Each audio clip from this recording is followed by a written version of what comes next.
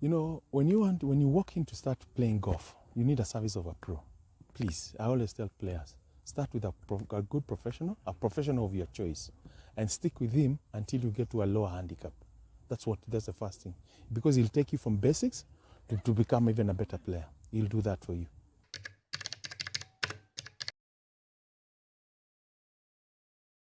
As a high handicapper, you should start with clubs that we call them forgiving clubs. You don't play with blades. You play with cavity clubs.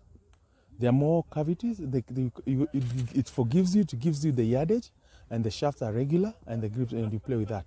That one is what you need to start with. Yeah. As you improve, we move to shaft now. Because people have got different speeds, swing speeds. As we improve now, we start getting your new speeds. Your speeds of if you're now, let's say you've improved from handicap 28 to 20. Then we see your speeds are faster. So we tell you now, move from a regular shaft to a stiff shaft.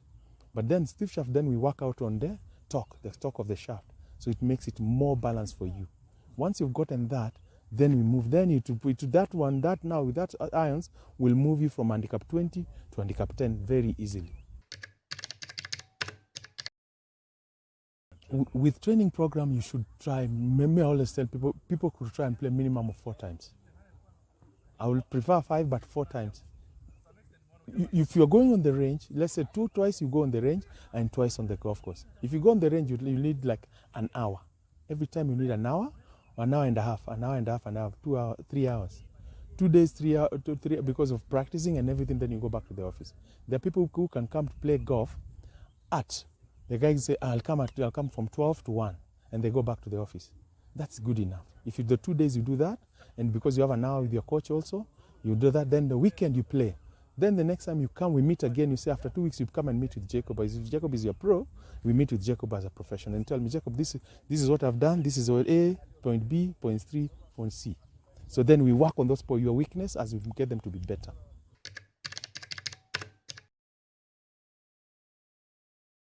You have to really take care of your equipment by cleaning them and washing them. I tell it's personal. It's like a laptop. Your equipment is your laptop. If the grips are dirty, the club will be slipping off your hand. So you washed it with a Scotch-Brite and Vim with warm water. You scrub the grip until the tar comes out.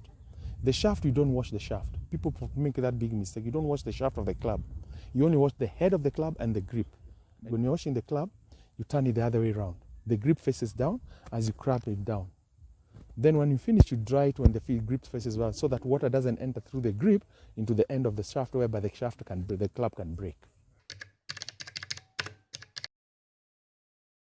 Let's say you start with your target. The first target is, okay, now I want to improve on my distance control. As I get to handicap 10, from handicap 10, 28 to 20, from 20 to 15, from 15 to 10. So now from 15, you know how far you hit a golf ball. I'll give you an example. If I hit a 9-iron 140 yards, so I know my 9-iron goes 140, and I can hit it from 130 yards to 140 to 145 if I force it. So when a guy knows that distance, so he knows each club is 10 yards different. If I hit a soft 8-iron, if the day I'm feeling my body is a little bit weak, instead of hitting a 9-iron, I'll hit an 8-iron for 140 yards. There are days that you need to know your body. Once you've known your own body, the day how you feel, if you feel you're strong, you know, okay, now today I'll hit my 9-iron. But generally, you should know your yardages when you're playing.